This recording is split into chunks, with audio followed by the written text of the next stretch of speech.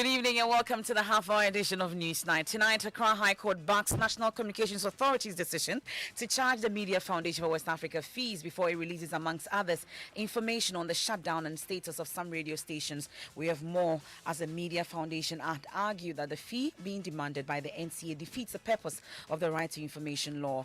Also, tonight, PIAC indicts the collapsed Regional Reorganization Ministry of implementing 1.4 million cedis ghost projects funded with all money in Ketekrachi in Oti region. And I want to state categorically that the evidence we have on paper is never true, and on the ground it never reflects. We'll bring you more details on that. And in business, Bank of Ghana moves to firmly stabilize the Ghana cedi as it begins purchase of gold locally to shore up reserves. And later, 52-year-old man penis reappears after it mysteriously disappeared when he was allegedly touched by a beggar at a funeral in Krachi East District of the Oti region. When he took off his shorts and checked, his manhood had disappeared. We did our best. We held it many times, but it didn't come back. I'll also take you to Parliament for the very latest. Please join me with your thoughts and comments via WhatsApp 05511 11997.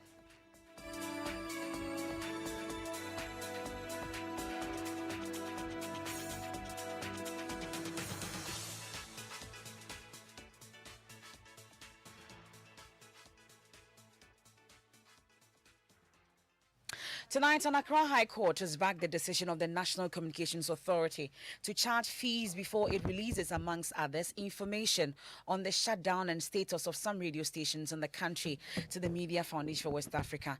The court, presided by Justice Gifty Ej Ado, stated that the request made by the Media Foundation for West Africa was personal to the civil society organization and directed it to pay an amount of 1,500 Ghana cedis before its request would be granted. The foundation says it put in the request within the context of the Right to Information law, hence the fees being demanded by the NCA defeats the purpose of RTI. Well, there's a statement tonight from the National Communications Authority on what transpired in court. We'll also hear from the Media Foundation for West Africa's Executive Director, Mr. Suleiman Abrahima, shortly. But my colleague Maxwell Agbagba has a copy of that statement from the NCA on this particular issue. Maxwell, what's in the statement? Well, extracts of the statements gives the background to the issue, and it says that it will be recalled that on 22nd July 2020, MFWA made a request to the NCA to, amongst others, provide the full list of all authorized FM stations as of the second quarter of 2020, indicating the dates of first authorization, dates of last authorization renewals, locations, and operational status.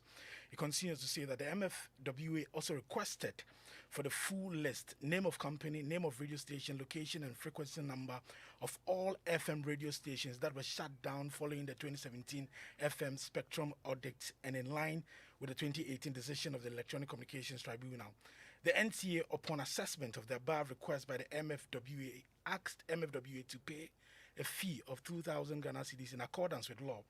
MFWA, however, refused to pay the said service fees charged by the NCA and subsequently filed an action at the High Court of Accra against the NCA. Now, it continues to say that the High Court, presided over by Justice Gifty Ej Ado, ruled that the request for the NCA to provide an explanation for the discharge of its mandate in publishing quarterly reports was untenable and violates the Right to Information law. The court also held that the MFWA had failed to establish any basis for the claim that its request is in the public interest. The court upheld NCA's contention that the public interest argument was an afterthought. The High Court again held that the request made by MFWA was personal to the NGO and that the said request must be paid for by MFWA. Accordingly, the court ordered MFWA to pay 1,500 cedis to the NCA before the permitted information requested can be answered. It concludes by saying that the NCA wishes to stress that the authority will endeavor to execute its mandate as set out by law. The authority's doors are always open to engage with its many stakeholders, provided this is done through due process. Emefa. So that's a statement from the National Communications Authority. Maxwell, thank you very much. Let's bring in the Executive Director of the Media Foundation for West Africa, Mr. Suleiman Abrahima. Mr. Abrahima, we're grateful for your time here on Newsnight. So reading portions of the statement, amongst others, it looks like the court upheld that your foundation had failed to establish any basis for the claim that that your request was in the public interest. But first, I would want to find out what your thoughts are or what your understanding of what transpired in court today was. Well, I wasn't in court today. I actually arrived from Tamale this morning, and I had to go to another meeting we were organizing, coincidentally on right to information law and journalism, chaired by the RCI Commission chairperson and the executive secretary. So I think it comes on a day when we were still having a conversation about it doesn't look like we have a very good connection to you, Mr. Suleiman Abrahima. It's distorting there. We'll try and establish a connection to Mr. Suleiman Abrahima once again, and then we can continue with the discussion. So we'll try again. Mr. Suleiman Abrahima, if you know, we still have a terrible connection to Mr. Suleiman Abrahima, but that's what transpired in court today. We've been hearing from the NCA, we hear from the Media Foundation for West Africa as well, but still on RTI and related matters, public officers and other officials who receive requests under the RTI law are being urged to desist from charging unreasonable fees. The RTI law was passed in 2019, but close to 2 years after that, the law is yet to see the passage of a legislative instrument to ensure its optimum implementation. Already, there have been major bottlenecks, including delays in assessing requested information and fees being charged for the requests made, for which reason the Media Foundation was in court today. But we can listen to lawyer and reigning GJA Journalist of the Year, Samson Ladi Anyenene, making the point at the Media Foundation West Africa Forum on the RTI law. In the NCA situation where they said and suggested that somebody will have to produce the information and the person will go through a lot of work, I'm sure when the judgment is out fully, you will see that the court will strike that down, that they cannot say that you, a public officer or a civil servant, working and using hours for which you are paid, that you are requiring that a person who is asking for information pays again for the time that you use in producing the information. In fact, the law says the time you spend in reproducing the information is not to be paid for. So the NCA was wrong. And that is the education that must go to the public institutions that are supposed to process, requests for information. And so far, I have every confidence that the Right to Information Commission is getting this kind of information across to the public. The Media Foundation for West Africa started the training processes. Myself, Lawyer Emefa Apawu, and the rest of them, we went around the country educating holders of public office that this is the law. So I would say the media more particularly must aggressively apply for information, request for information, because it is wrong for you to be using baked information you cannot trust, when the law has empowered you to get the actual information to use. Even before the commission went into full-time or active operation. So that's Samson Ladi Anyenene there speaking at that RTI forum. Well, investigative journalist Manasseh Azuriawene has also been reacting to this call with his personal experiences. They speak as if journalists, we are not interested in the information. And those of us who like meat a lot, you will see pork and then be struggling for crabs. So journalists, our pork is the information. So it is in our interest to get it. But the reality on the ground is what sometimes deters people. The frustration is real, and I'm very happy that the commission is here. And if this law will make an impact, then the commission would have to be patriotic, because I know of state institutions that are set up and they defend the regime and not the citizens and the republic. And I'm only hoping that this commission will be different. I'm saying this because I've had opportunity to try and test this law. And some of the state institutions are so notorious for not even minding. I was doing a documentary on COVID-19 in 2020, and you couldn't do such a documentary without going to, let's say, the Ministry of Health. I requested information in August, and after a month, I received a letter that we have received your request And the information I'm requesting is so much that it will take us 3 months to be able to give it to you.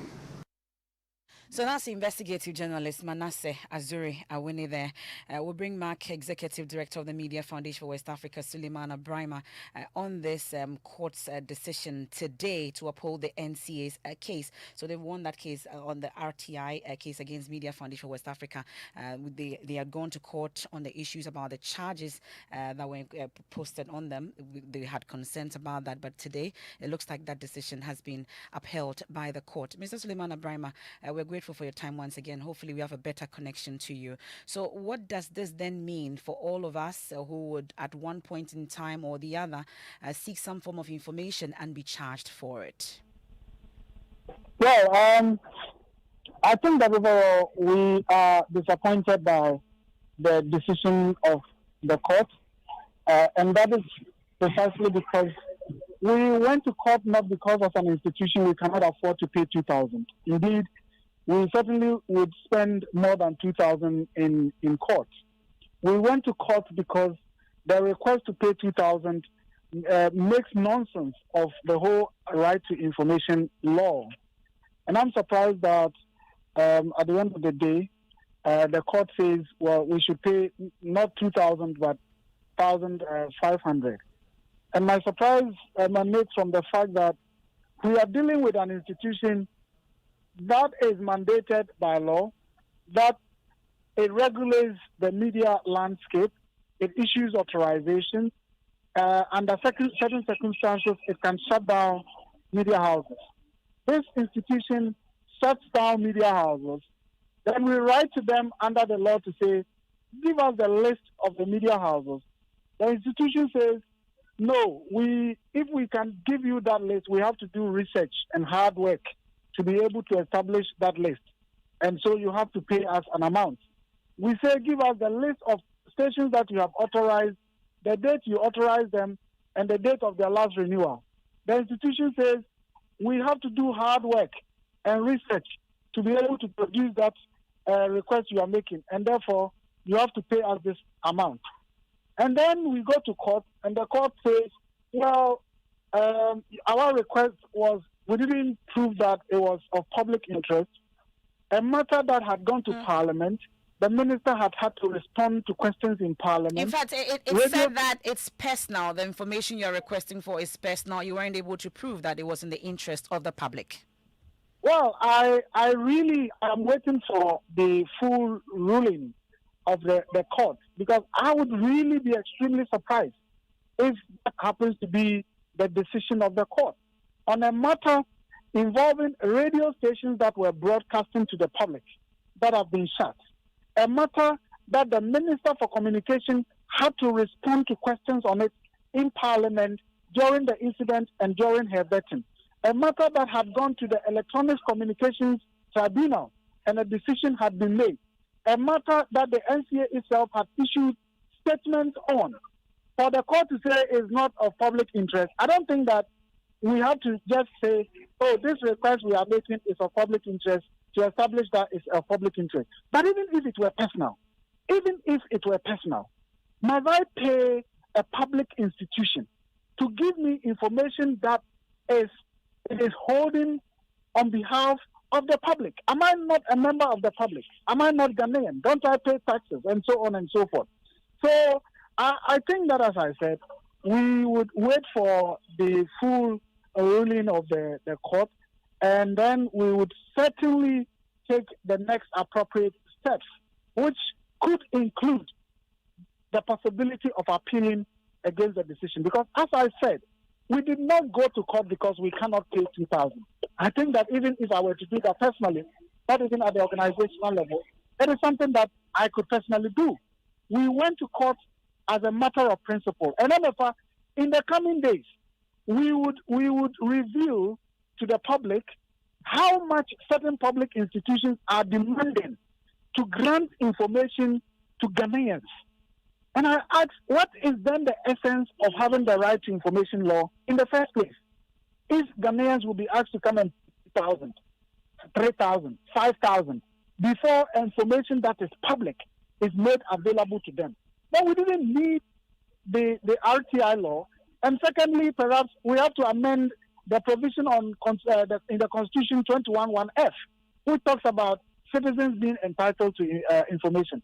So we would wait for the full, the what went into the decision of the judge, and on the basis of that, as I said, we would take the next step, because paying 1,500 is almost as and that's a discount. And that's a discounted price. Some will say you have 1,500 to get the information that you're seeking, but we are looking at appealing. You say you shut down radio stations. We say give us the list of the stations, and then you say I have to do research before I can give it to you. It's almost like going to the Ministry of Local Government today to say that I need a list of district assemblies in this country, and the ministry telling you that we would have to do research to be able to generate a list of district assemblies in this country.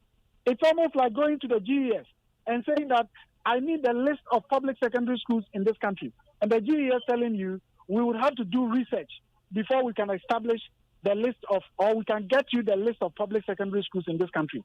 Then you go to court on that matter, and the GES says you have to pay us this to do the research.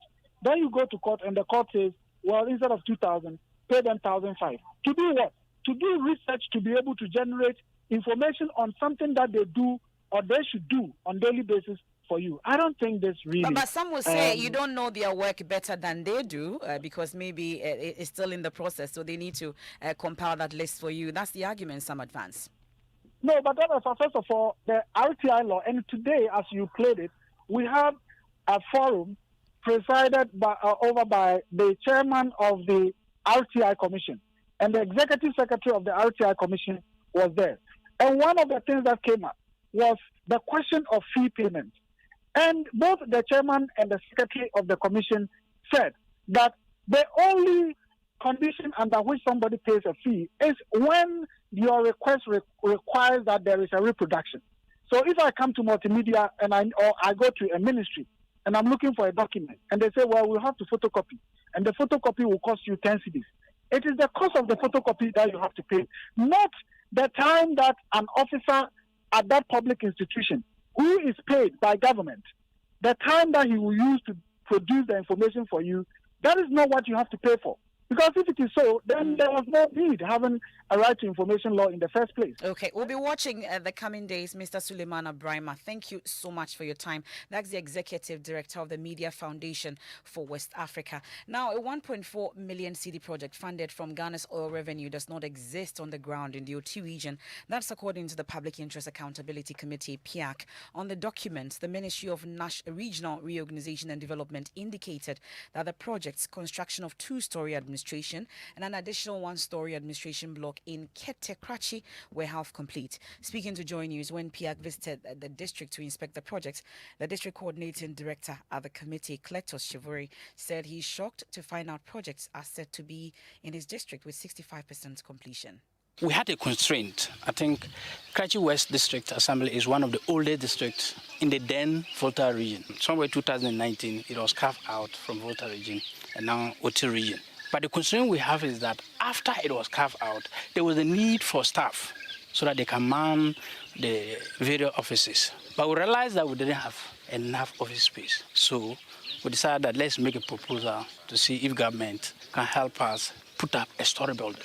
So we actually sent the proposal. And the proposal was a 3-story building. After we submitted it with the bill of quantity, 4 million plus, we have not received any favorable response. So, in fact, we are a bit surprised that on paper we are told that the project has been implemented halfway, to the extent that it's about 65% complete. That is a surprise to us. This is the ground we are on, and looking at this ground, you all bear witness that nothing, even response to us from the ministry, has not been done. Either our proposal have been approved or not, let alone for them coming down to Krachi West to the extent of construction, starting construction to 65% completion. So we are highly surprised that we have had this information, and I want to state categorically that the evidence we have on paper is never true, and on the ground it never reflects. So you heard there the district coordinator and director at the committee speaking to us earlier. The only project existing funded by Oil Revenue is the extension of electricity from Bomading to Bolo in the same district, implemented by the Ministry of Special Development Initiative. We've also been hearing from Enela Samuel, who is an assembly member. But let's bring in the regional coordinating director, Andrew Zokuma Nawil. We're grateful for your time here on Newsnight, sir. So the concern is that it appears that what we are reporting as projects completed on paper actually is non-existent. How do you respond to that? I want to say that it's not the case because the project is there. We have the regional coordinating council offices located in the district. So we have the feeder road department located in Ketekrachi. The building is a two-story building. It has been roofed, plastered, and the work is ongoing. I believe the information they picked was not from the right source. So the one who gave the information was not very much aware of this project in Ketekrachi. That issue has been clarified with the members of the committee, with me in the office, and then information available inspected by them. So we have really cleared that information which was not appropriately given. So as I speak, the building is almost completed, and we want to assure the public that that source of funding has the project on the ground. Are we talking about the same projects, that the two-story administration and an additional one-story administration block, which is supposed to be costing 1.4 million cedis?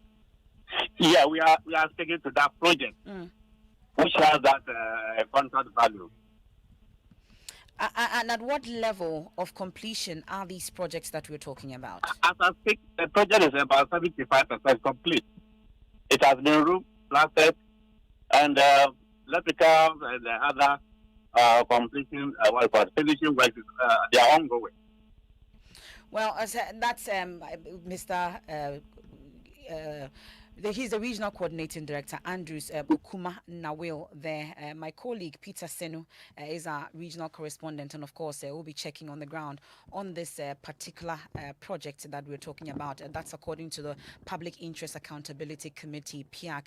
According to them, the project that is being funded from Ghana's oil revenue does not exist on the ground in the OT region. It's supposed to be costing at 1.4 million cedis, and we've been hearing from the regional coordinating director there, Andrew Zukumana will saying that indeed these projects exist, and we'll be checking on that. But let's do business, and then we'll go to Parliament, because most of you have been waiting for the Finance Minister to respond to questions about costs incurred in chartering a private jet as earlier advertised. What's the status of that? We have more here on Newsnight. George.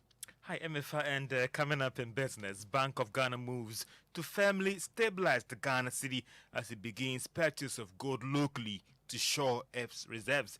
And Finance Minister Ken Ofori-Atta gives details on payments made to independent power producers. We'll be getting more details on that one from Parliament. The business news on Newsnight is brought to you by MTN Business. Welcome to the new world of business. Kingdom Books and Stationery, your number one stop shop for all your office essentials, and Allianz Life. Let's now settle for the details. Now, Bank of Ghana is taking several measures to help firmly stabilize the Ghana city. The regulator to this end has begun a program to purchase gold locally to build its reserves held in the gold, actually. Now, the move is coming after years of freezing building gold reserves. Governor of the Bank of Ghana noted the benefits of this program is more than just stabilizing the city, but the economy at large. The program we are launching today therefore sets the stage for Ghana to purchase gold as part of its efforts to build its reserves. This initial step will enable the Bank of Ghana to buy domestically produced gold from selected aggregators and mining firms and pay in the local currency at the prevailing market price. Through this program, the Bank of Ghana expects to double its gold holdings in the next 5 years. Other than the diversification benefits of gold for our reserves portfolio, the domestic gold purchase program will pave the way for the bank to grow its foreign exchange reserves, to foster confidence to enhance currency stability and would also help to create a more attractive environment for foreign direct investments and growth. The program would also enable the bank leverage its gold holdings to raise cheaper sources of financing to provide short-term foreign exchange liquidity. Governor of the Bank of Ghana, Dr. Ernest Addison, the purchase will be made in Ghana City, and the necessary external auditors will actually be scrutinizing the process. Now, some players in the financial space are proposing that the Bank of Ghana rents out its armored bullion vans to the commercial banks. Now, this should be seen as an interim measure to support the banks to actually deal with this challenge in actually transferring their cash around the country. It follows a directive from the Ghana Police that the commercial banks should have fortified armed vans for carton of currencies by the end of this month. Now, for some of these players that joint business have been engaging, they believe that this might be the best option for now. It follows concerns from some of these commercial banks that they might be struggling to bring in these vans at the time that the police is actually directing them to do. Now, President Akufo-Addo has commissioned a new factory of premium foods, a company operating under the government's One District, One Factory initiative. Speaking at the site of the factory located at Kwasin, the Jusu municipality in the Ashanti region, the president explained that the establishment of the factory is to concentrate, or it actually shows a manifestation of this new paradigm shift of economic development in value addition.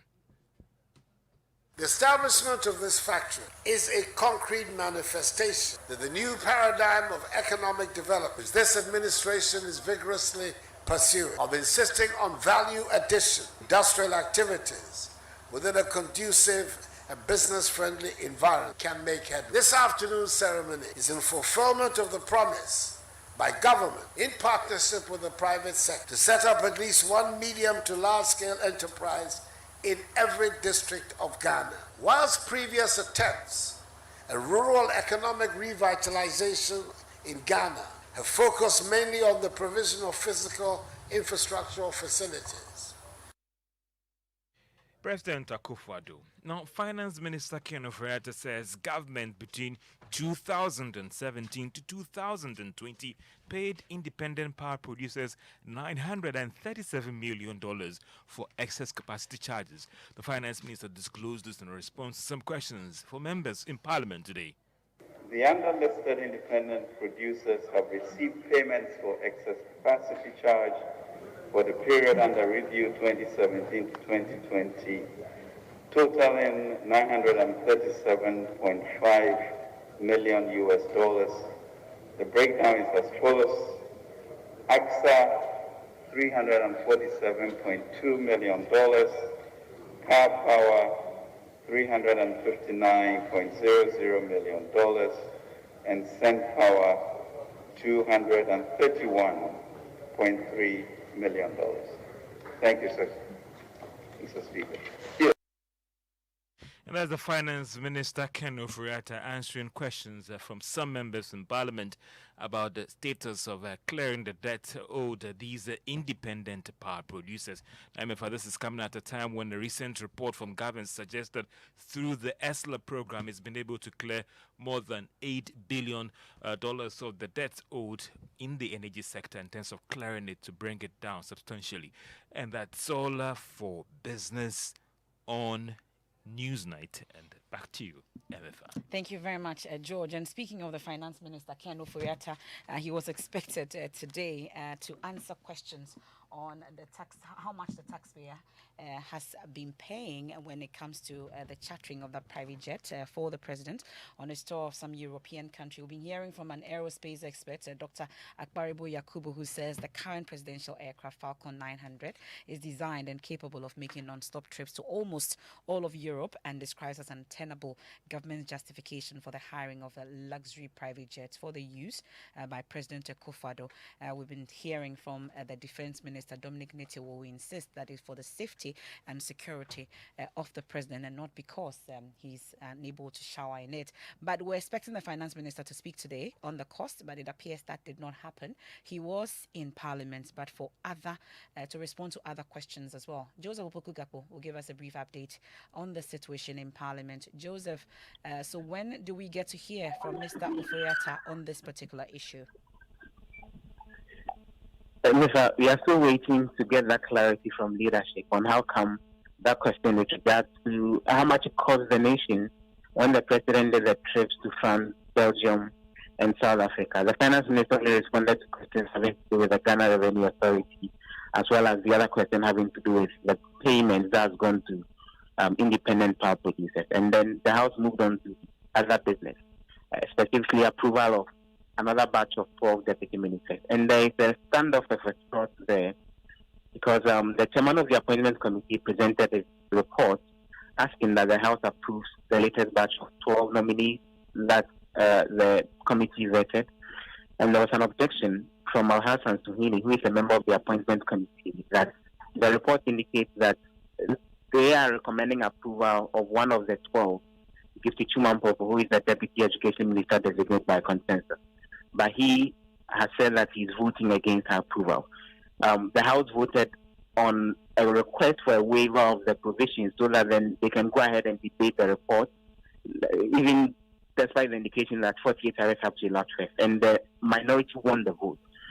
So the majority is requesting a suspension of sitting so that then leadership can deal with the issue, and then they will come back and vote on it further. And it's become a back and forth on the floor that is still happening. Okay, that's parliamentary correspondent Joseph Opoku-Gakpo with updates there. I'll take you to Kaswa now, where another bullion van has come under attack. This time it happened at Gumwa Oyereko on the Kaswa Winneba Highway. Our Doom FM reporter Kofi J has been on the beat for us. He will join us shortly on the phone with more on this. We also know that police in the Ashanti region say they are investigating and on their hand for armed robbers who stormed the residence of 4 gold dealers and robbed them in Manso Mosikrom in the Amansia South District of the Ashanti region. I'm bringing you that story, but let me take you back to Kofi J, who's been monitoring that latest attack on another bullion van there. Kofi J, what can you report? Hello, Kofi J. Hello. Okay, so if you can hear me, I'm asking for updates on what's actually happened today involving another bullion van. Yeah, the incident happened around 4:35 p.m. just now. And the bullion van was coming from Kasua heading towards Winneba direction. Then upon reaching Ogomo Ocheku, 200 meters away from Ocheku police station. So this armed robbers, numbered about 6, intentionally put lifts on the road. There's an accident. There's a problem in front of it. So the bullion van started slowing down, reduces his speed. And upon reaching that section of the road, there's a sharp curve over there, and that place is also bushy. So these armed robbers raised guns on, started firing live bullets. They wanted to kill the police officer and the driver so that they can take advantage of the car and rob them. But the driver was able to speed off from that area. But as I'm speaking to you now, the car has been taken to Winneba Divisional Police Command, while the police officer and the rest of the accountant and the driver are taking. The police are taking their statement, and police are still investigating the matter. They were even rescued by patrol team from Winneba Divisional Police Command. The police officer were able to call Winneba Divisional Police Command, and they deployed patrol team to come and rescue them. That's my colleague Kofi J there. He reports for Doom FM, bringing us updates on that latest incident, another bullion van coming under attack, this time on the Kaswa Winneba Highway there. And just before we go, at the time the country's COVID-19 cases peaked in Ghana, Joy News brought you a number of stories about persons who had succumbed to the virus or put up a spirited fight against all odds. Most of these stories were about adults. Today we'll tell you the story of 12-year-old Georgina Lamte. She's been left with severe complications and is still on admission at the Adar Government Hospital after being infected more than a year ago. Bernice Abubedu Lansa has more. The COVID-19 virus sneaked into Georgina's system and almost robbed her of everything, her speech and the use of her legs. Her family is not sure where she may have picked it from. Her mother tells us about the complaint that has turned out to be the family's worst nightmare. My daughter complained of pain in her leg when she returned from school. From there, she couldn't walk again. So I brought her here to the Adar Hospital and we were transferred to Kolebu. We found out there that she had been infected with the virus. I meet Dr. Owusu Setre, head of the pediatric intensive care unit at Kolebu. He takes me to the ward where Georgina stayed. Initially, we had to put her on the machine. And when the test result of COVID came in, we had to send her to UGMC. So it was at UGMC, recovered. We were able to pull the tube out. She was able to breathe. They referred the child back to us with physiotherapy, and the child was able to go home. Then the child worsened and then came back. When we put her back on the machine, every time we attempted to remove the machine, the child arrested on us. I mean, by arrest, I mean, if we don't put the child back on the machine, the child was going to die. The child spent about 120 days on the ventilator. Georgina now has a tracheostomy tube inserted in her neck to help her breathe. Keeping her on life support for that long was an act of sheer generosity. Georgina's 82,000 CD bill is still outstanding. Her family is staying strong for her, but the incident has also taken a huge emotional and financial toll on them.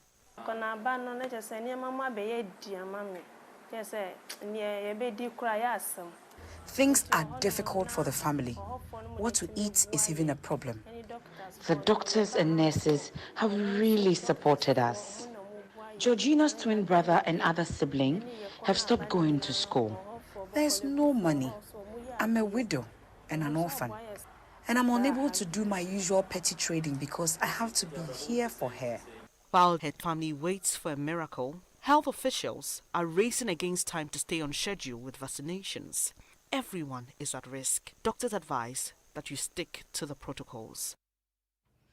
And that's how we wrap up tonight's edition of Newsnight. You heard there Bernes Abubedu Lance's report. I'll make way for Euros 2020, that game between Netherlands and Austria. I build up. The match is at 7 and we'll build up right now. I am Emefa Apawu. Thanks for your company. There's more news when you log on to myjoyonline.com. Stories making the headline. High Court dismisses MFWA's request for declaration of NCA's fee as unconstitutional. Zambia's first president, Kenneth Kaunda, dies age 97. We also have Ghana Armed Forces request new multifunctional aircraft to also serve as presidential jet. You want to visit myjoyonline.com for more news. We know you better than they do. We cushioned you in the heat of the COVID pandemic when you needed us most. It is now time to help you take care of your post-COVID needs. From